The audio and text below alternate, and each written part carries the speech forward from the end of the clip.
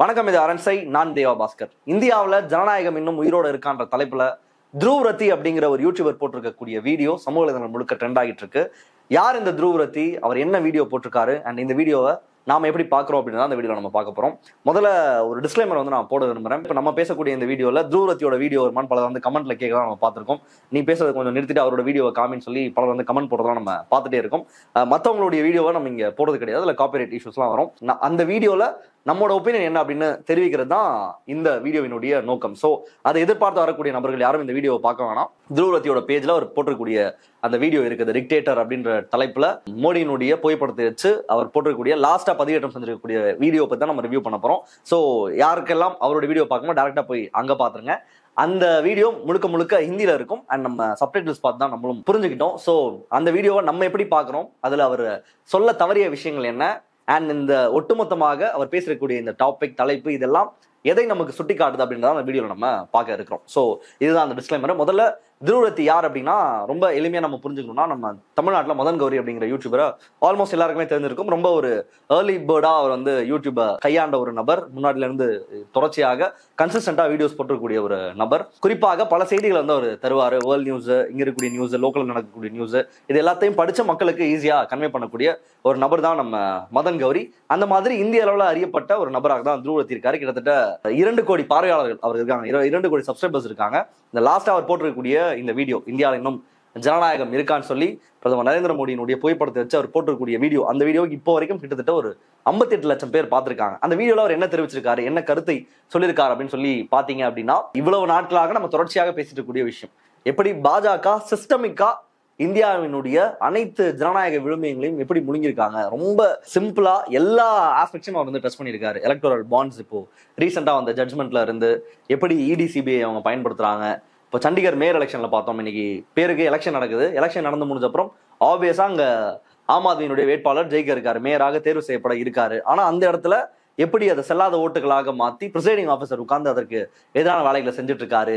இடி சிபிஐ அவங்க எப்படி பயன்படுத்துறாங்க, இன்னைக்கு ஹேமந்த் சோரனை சிறையில் அடைக்கிறாங்க, மணிஷ் சிசோடியாவை சிபிஐ சிறையில் அடைக்குது. இப்படி தொடர்ச்சியாக எப்படி எதிர்கட்சிகள் குறிவைக்கப்படுறாங்க, மாநில கட்சிகளினுடைய ஆட்சிகளை எப்படி கவர்னரை வைத்து தொடர்ச்சியாக தொந்தரவு செஞ்சுக்கிட்டே இருக்காங்க. எலெக்ஷன் கமிஷன் தேர்தல்களை நடத்துறதுக்கு தேர்தல் விதிமுறைகளை வகுத்திருக்காங்க, அது எல்லாம் எப்படி பாஜகவால மீறப்படுது, அண்ட் பாஜக எப்படி அதை ஈஸியா கடந்து போறாங்க, தேர்தல் கமிஷனும் எப்படி அதை கண்டுக்காம இருக்கு. இன்னைக்கு யோகி ஆதித்யநாத், நரேந்திர மோடி, அமித்ஷா இவர்கள் மீது தேர்தல் ஆணையத்துல புகார் கொடுத்தா அந்த புகார்கள் என்னவாக இங்க டீல் செய்யப்படுது, எப்படி தொடர்ச்சியாக அவருக்கு வந்து கிளீன் ஷீட்டை வந்து தேர்தல் ஆணையம் வந்து கொடுக்குது. இவிஎம் தொடர்பான கன்ஃபியூஷன் இன்னைக்கு வரைக்கும் தொடர்ச்சியாக விடுதலை சிறுத்தைகள் கட்சியினுடைய தலைவர் தொல் திருமாவளவன், இவிஎம் எவ்வளவு பெரிய ஒரு ஸ்கேமா இருக்கு, இவிஎம்ல தேர்தல் நடத்தக்கூடாது, அது பாஜகவுக்கு ஆதரவாக இருக்கு, பாஜக ஏதோ ஒரு தில்லுமுல் இதுல பண்றாங்க, தில்லாலங்கடி பண்றாங்க, தொடர்ச்சியாக குற்றச்சாட்டுகளை முன் வச்சுட்டு இருக்காரு. அந்த இவிஎம் தொடர்பான இஷ்யூஸ், இப்படி எண்ணற்ற விஷயங்களை த்ருவ் ரத்தி கனெக்ட் பண்றாரு பல இடங்கள்ல இருந்து. முதல்ல இந்த வீடியோவை ஆரம்பிக்கும் போதே சொல்லிடுறாரு, இது இன்னைக்கு வந்து பிரதமர் வந்து எந்த அளவுக்கு எல்லாம் பேசுறாங்க, எந்த அளவுக்கு கொண்டாடுறாங்கன்னா, வலதுசாரிகள் சங்கிகள் எப்படி கொண்டாடுறாங்கன்னா, கிட்டத்தட்ட அவர் வந்து ஒரு கடவுள் ரேஞ்சில தான் வந்து அவர் வந்து பார்த்துட்டு இருக்காங்க. ஒரு சாதாரண மனிதர்லாம் கிடையாது அவர். கடவுள் நம்ம ஊர்ல கூட நம்ம ரங்கராஜ் பண்ணலாம் சொல்லிட்டு தெரிஞ்சிருக்காரு. ராஜ ரிஷி அவரு. நம்ம நினைக்கிறது யோசிக்கிறதுக்கு முன்னாடி எல்லாத்தையும் செஞ்சு முடிச்சிடுறாரு. அடுத்து பயங்கரமா பண்ண போறாரு. எல்லாத்தையும் பாஜக வந்து வேற டாப் கியர்ல போயிட்டு இருக்காங்க அப்படின்னு சொல்லி கொண்டாடுகிற நபர்கள் யாரும் இந்த வீடியோவை பார்க்க வேணாம். அதை தாண்டி ஓப்பனான வியூ இருக்கவங்க, அரசியலை ஜனநாயகத்தை காக்க விரும்புகிற நபர்கள் மட்டும் இந்த வீடியோ பாருங்கன்னு தான் அந்த வீடியோவை ஆரம்பிக்கிறாரு.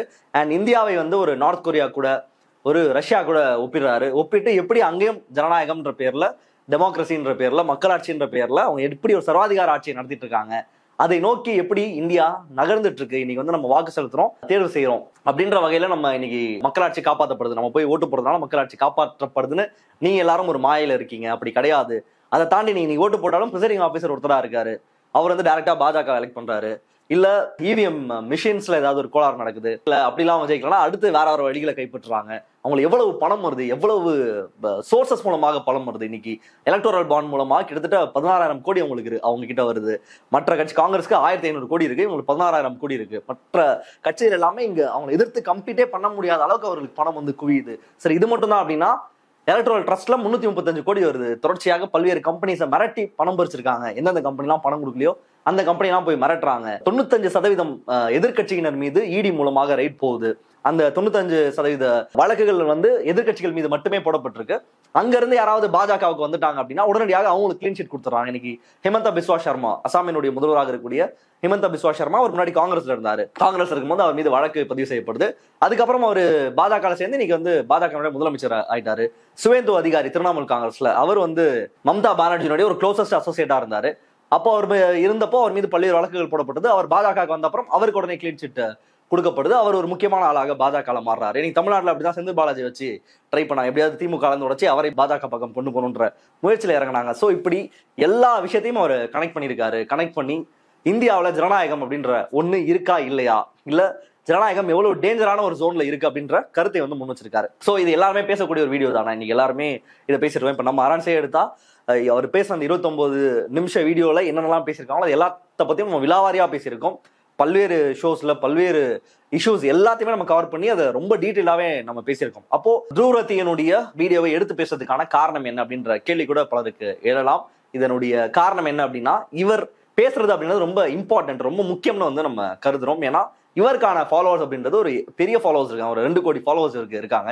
இப்போ வரைக்குமே இந்த வீடியோ கிட்டத்தட்ட ஒரு 50 லட்சம் மக்களுக்கு மேல இந்த வீடியோ வந்து பார்த்திருக்காங்க. குறிப்பாக அவர் பேசுறது எல்லாமே ஹிந்தில வந்து பேசுறாரு. அந்த மெயின் ஸ்ட்ரீம்ல ஹிந்தில இப்படி பேசக்கூடிய நபர்கள் இருக்காங்களான்னு கேட்டீங்கன்னா யாருமே கிடையாது. இன்னைக்கு வந்து மெயின் ஸ்ட்ரீம் ஊடகங்கள் எல்லாரும் எப்படி பாஜகவினுடைய ஏஜென்ட்டாக இருக்காங்க அப்படின்றதையுமே நம்ம எல்லாருமே பார்த்துருக்கோம். அதுவும் ஒரு வீடியோல சுட்டி காட்டியிருக்காரு. அரசு பண்ணுகிற கோளாறுகள் பிரச்சனைகள் எல்லாத்தையும் மக்களுக்கு எக்ஸ்போஸ் பண்ணி காட்ட வேண்டிய ஊடகம் எல்லாம் எப்படி அரசு பக்கம் நின்று மக்களை குறை கூறுறாங்க. இன்னைக்கு வந்து பாஜக ஒரு மாநிலத்தை தோத்து போயிடுச்சு அப்படின்னா மக்கள் வந்து தேசத்தை மறந்துட்டாங்க, மக்கள் தேச சேவையை மறந்துட்டாங்க, மக்கள் வந்து தேசத்துக்கு எதிராக வாக்கு செலுத்திட்டாங்கன்னு எப்படி இங்க இருக்கிற மெயின் ஸ்ட்ரீம் மீடியா ஆங்கர்ஸ் கட்டமைக்கிறாங்க அப்படின்றதையும் துருவரத்தி வந்து குறிப்பிட்டிருக்காரு. ஸோ இப்போ துருவரத்தி வீடியோவை பேசுறதுல என்ன அவ்வளோ இம்பார்ட்டன்ட், எதுக்கு வந்து இந்த வீடியோ பத்தி நம்ம இவ்வளோ டிஸ்கஸ் பண்றோம் அப்படின்னா, அவர் எடுத்திருக்கக்கூடிய இந்த தலைப்பு, அவர் இருக்கக்கூடிய அந்த பிளாட்ஃபார்ம், அவர் இருக்கக்கூடிய இந்த பிளாட்ஃபார்ம்ல இப்படியான ஒரு யூடியூபர்ஸ் இருக்காங்களான்னு கேட்டீங்கன்னா கிடையாது. எல்லாருமே அரசுக்கு ஆதரவாக, பாஜகவுக்கு ஆதரவாக சங்கித்தனமாக பேசக்கூடிய நபர்கள் மட்டும் தான் அந்த இடத்துல இருக்காங்க. இன்னும் ரொம்ப ப்ரூட்டலா இவர் வந்து ஒரு முக்கியமான பிளேஸ்ல இருந்து பேசுறாரு, எலக்டான பிளேஸ்ல இருந்து பேசுறாரு. அதனுடைய லோக்கல் லெவல் எந்த லெவல்ல இருக்கு யூடியூப் கல்ச்சர் அப்படின்னா, மோனு மனேசர் அப்படிங்கிற ஒரு நபர் எடுத்துக்கலாம். அவர் வந்து மாடெல்லாம் போய் சேஸ் பண்றாரு. ஒரு கௌரக்ஷா, யாரெல்லாம் மாடை கடத்துறாங்கன்னு ஒரு சந்தேகப்படுறாரோ அவங்களாம் விரட்டி பிடிப்பாரு, கன்லாம் வச்சு சுட்டுட்டு இருப்பாரு யூடியூப்ல. இந்த மாதிரியான யூடியூபர்ஸ் எல்லாம் வடக்குல வந்து இருக்காங்க, வடக்கு நண்பர்களாக இருக்காங்க. அவங்க வந்து போய் சேஸ் பண்ணி கன்னை வச்சு சுடுறது, அடிக்கிறது, மாடை காப்பாத்துறான்னு போட்டு மனுஷனை போட்டு மிதிக்கிறது, முஸ்லிம்ஸை டார்கெட் பண்ணி அவங்களை இழிவுபடுத்துறது, அடிக்கிறது, 10 பேர் சேர்ந்து இப்படி கும்பல் தாக்குதல் நடத்துறத வந்து ஒரு யூடியூப் சேனலா வச்சு சில்வர் பட்டன்லாம் வாங்கி வச்சுலாம் உட்காந்துருக்கானுங்க. அந்த அளவுக்கு கேவலமாக அங்க இருக்கக்கூடிய ஒரு யூடியூப் பிளாட்ஃபார்ம்ன்றது, யூடியூப் கம்யூனிட்டின்றது அவ்வளவு மோசமா இருக்கு. டாப் மோஸ்ட் இருக்கக்கூடிய யூடியூப் கம்யூனிட்டி அப்படின்றது பீர் பைசப் போன்ற சேனலா இருக்காங்க. அவங்களுடைய முழு வேலை, முழு அஜெண்டா அப்படின்றது பாஜக ப்ரொமோட் பண்றதுதான். இன்னைக்கு அமைச்சர் ஜெய்சங்கரை உட்கார வச்சுட்டு அவர் எவ்வளவு பெரிய வீர தீர சாகசங்கள்லாம் செஞ்சிருக்காங்க. நம்ம ஸ்மிருதி இரானி அவங்களை கூப்பிட்டு வந்து நீங்க வந்து ஒரு துர்கா காளி மாதிரி இருக்கீங்க, நீங்க எவ்வளவு பெரிய சாதனைகள்லாம் நீங்க பண்ணிருக்கீங்கன்னு சொல்லி அவங்கள வந்து புகழ்ந்துட்டு இருக்குது. பியூஷ் கோயலை கூட்டிட்டு வந்து அமைச்சர்கள் எல்லாம் ஒரு பெரிய பெரிய செய்தி நிறுவனங்களை போய் பேசியிருக்காங்களான்னு கேட்டீங்கன்னா அங்கெல்லாம் அவங்க யாருமே பேசுறது கிடையாது. ஆனா யூடியூப் சேனல்ல இந்த ரன்வீர் ஷோ அப்படின்னு சொல்லப்படக்கூடிய பீர் பைசப் சேனல்ல வந்து பேசியிருக்காங்க. பேசி அவங்களுடைய ஒரு ப்ராபகேண்டா டூலாவே யூடியூப் அவங்க பயன்படுத்திட்டு இருக்காங்க. பாஜக எவ்வளவு சாதனைகளை புரிஞ்சிருக்கு, இந்த அமைச்சர்கள் எல்லாம் எவ்வளவு வீர தீரமாக செயல்படுறாங்க, பிரதமர் மோடி எவ்வளவு பெரிய ஆளுன்னு இந்த நபர்கள், நம்ம சாய் தீபக் தான் நம்ம யாருன்னு நம்ம காமிச்சோம், எவ்வளவு பெரிய ஒரு கொடூரமான சங்கி அப்படின்றது. இந்த சாய் தீபக்கை கூப்பிட்டு அவரை வைத்து அவரை ப்ராபகேண்டா பண்றது, ஆனந்த் சீனிவாசன் ஒருத்தர் இருக்காரு, அவரை கூப்பிட்டு அவரை வைத்து ப்ராபகேண்டா பண்றது, இப்படி தொடர்ச்சியாக வலதுசாரிகளை ப்ரொமோட் செய்யற இடத்துலதான் பாஜகவுடைய அந்த யூடியூப் கம்யூனிட்டியுமே இருக்கு. சோ அப்படி இருக்கும் பட்சத்துல அந்த இடத்துல இன்னைக்கு துருவரத்தி பல்வேறு சிக்கல்களோட சந்திக்க நேரிடலாம். ஏன்னா இன்னைக்கு யார வேணா எப்படி வேணா மூர்க்கமா அடிச்சு தூக்கலான்ற வேகத்துல தான் பாஜக போயிட்டு இருக்கு. அப்படி இருக்கும் பட்சத்துல இவருடைய அலுவலகத்துக்கு இனிமே இடி ரைடு வரலாம், இவர் மீது ஏதாவது வழக்கு போடப்படலாம், இல்ல இவர் மீது ஏதாவது ரேண்டமான ட்ரால்ஸ் பண்ணலாம், இப்படி பல்வேறு தாக்குதலுக்கு, ஆன்லைன் தாக்குதலுக்கு ஒரு உள்ளாக்கப்படலாம். சோ இது எல்லாத்தையுமே யோசிச்சுட்டு இதெல்லாம் எல்லாத்தையுமே தாண்டி தான் துருவரத்தி இந்த வீடியோ வந்து மேக் பண்ணியிருக்காரு. அண்ட் அவருடைய ரீச் அண்ட் இந்தி பேசக்கூடிய மாநிலங்கள்ல இந்தி பேசக்கூடிய மக்களுக்கு இந்த வீடியோ போய் சேரும் பட்சத்துல நிச்சயமாக அவங்க வந்து ஒரு கணம் யோசிப்பாங்க. ஓப்பன் மைண்டா இருக்கக்கூடிய நபர்கள் எல்லாருமே நிச்சயமாக இதெல்லாம் நடந்திருக்குது, ஆனா இவ்வளவு பெரிய மோசமான ஒரு காலகட்டத்திலான நம்ம வாழ்ந்துட்டு இருக்கோன்ற ஒரு என்லைட்மெண்ட்டை நிச்சயமாக இந்த வீடியோ கொடுப்பதற்கான வாய்ப்பு இருக்கு.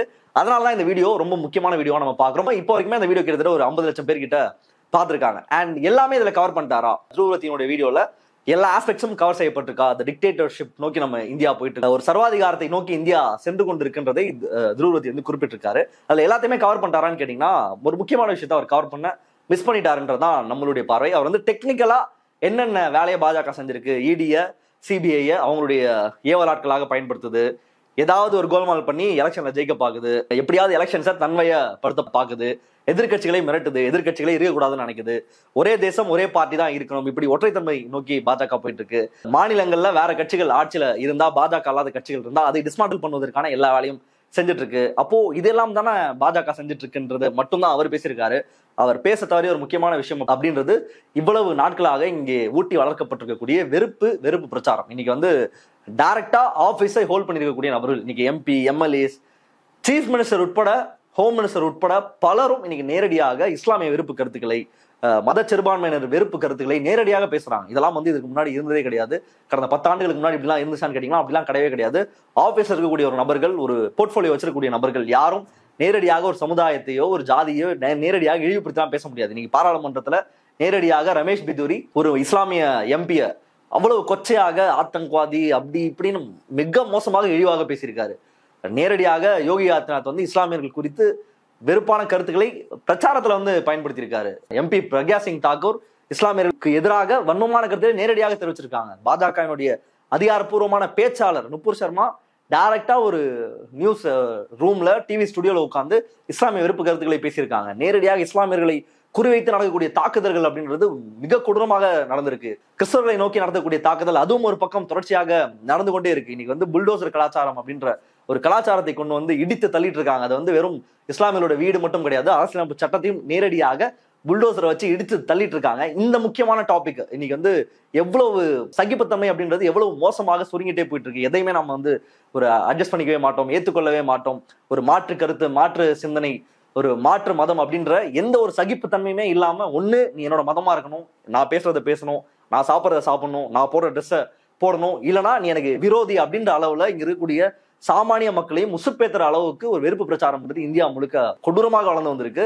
அதை வந்து துருவரத்தி பேச தவறிட்டார் அப்படின்றது நம்மளுடைய பாயிண்டா இருக்கு. எந்த அளவுக்கு மோசமாக இந்த சகிப்புத்தன்மை இல்லாத ஒரு காலகட்டத்தில் நம்ம வாழ்ந்துட்டு இருக்கோம் அப்படின்னு சொல்லி பார்த்தோம்னா, இப்ப சீதா அக்பர் கேஸை நீங்க எல்லாருமே பார்த்திருப்பீங்க. அக்பர் என்ற சிங்கம் வந்து சீதான்ற சிங்கம் பக்கத்துல இருக்கக்கூடாதுன்னு போய் வழக்கு போட்டு, அந்த வழக்கெல்லாம் எதுக்கு இந்த சிங்கத்துக்கு இந்த பேர்லாம் வைக்கிறீங்க, தேவையில்லாம எது கான்ட்ரவர்சி, எதுக்கு இவங்களுடைய பேர்லாம் பயன்படுத்துறீங்க, இதை வந்து ஒரு வழக்கா எடுத்து விசாரிச்சு சண்டை போட்டுட்டு இருக்க நிலைமையில நாடு வந்து போயிட்டு இருக்கு. இன்னைக்கு லவ் ஜிஹாது, கொரோனா ஜிஹாது, தூக் ஜிஹாது, லேண்ட் ஜிஹாது, அந்த ஜிஹாது, இந்த ஜிஹாது, இஸ்லாமியர் செய்கிற எல்லா விஷயத்துக்கு பின்னாடியும் ஜிஹாதை போட்டு அவர்களை தனிமைப்படுத்துகிற வேலையை, அவர்களை தொடர்ச்சியாக இழிவுபடுத்துகிற, கொச்சைப்படுத்துகிற வேலையை தொடர்ச்சியாக பாஜக செஞ்சுட்டே இருக்கு. சகிப்புத்தன்மை இல்லாத ஒரு சமுதாயத்தை தொடர்ச்சியாக உருவாக்குவதிலையும் அவங்க தீவிரமாக பயணம் செஞ்சுட்டே இருக்காங்க. அது சினிமா வழியாக, அரசியல் மேடை பேச்சுகள் வழியாக, ஏதாவது நிகழ்ச்சி நடத்துறன்ற பேர்ல இப்படி எல்லா ரூட்டையும் பயன்படுத்தி தொடர்ச்சியாக அவர்கள் இந்த வேலையை செஞ்சுட்டே இருக்காங்க. துருவரத்தி இன்னொரு முக்கியமான விஷயத்தை குறிப்பிடும் போது, பழைய பாஜகவையும் இந்த பாஜகவும் ஒப்பிட்டு இருப்பாரு.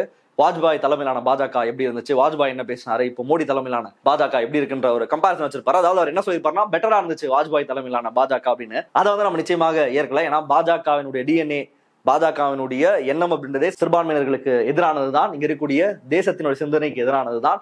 நம்ம நினைச்சிட்டு இருக்கிற ஒரு முற்போக்கான எல்லா அம்சங்களுக்கும் எதிரான ஒரு பார்வை தான் பாஜக எல்லா காலத்தையும் கொண்டுட்டு இருந்திருக்கு. அன்னைக்கு அவங்க எக்ஸ்பிரஸ் பண்றதுக்கான அந்த ஸ்பேஸ் வந்து ரொம்ப கம்மியா இருந்திருக்கலாம். அன்னைக்கு பாஜக அவ்வளவு டைரக்டா எக்ஸ்பிரசிட்டா அவங்களால சொல்லாம இருந்திருக்கலாம். அப்படிதான் அதற்கு வாய்ப்பு இருக்கே தவிர்த்து, மற்றபடி பாஜக அன்னைக்கு ரொம்ப தூய்மையா நேர்மையா இருந்துச்சு ஒரு பொலிட்டிக்கல் பார்ட்டியா, இன்னைக்கு இல்ல அப்படின்னு சொல்றேன். இந்த வாதத்தை நம்மளால நிச்சயமாக ஏற்றுக்கொள்ள முடியாது. அது உதாரணமாக பாபர் மசூதி இடிக்கப்பட்ட சம்பவத்தையே சொல்லலாம். அன்னைக்கு நீதிமன்றத்தினுடைய உத்தரவு அப்படின்றது பாபர் மசூதி பக்கம் யாருமே போகக்கூடாது அப்படின்றதா, அந்த நீதிமன்ற உத்தரவையும் தாண்டி தான் போய் அங்க இருக்கக்கூடிய அந்த கும்பல், வெறி கொண்ட கும்பல், மதவெறி கொண்ட கும்பல் பாபர் மஸ்ஜிதை இடித்து தரைமட்டம் ஆக்குனாங்க. சோ அப்படி இருக்கும் பொழுது அன்னைக்கு இருந்த பாஜக, இன்னைக்கு இருந்த பாஜக அப்படின்ற இந்த பேச்சும் நம்மளால ஏற்க முடியல.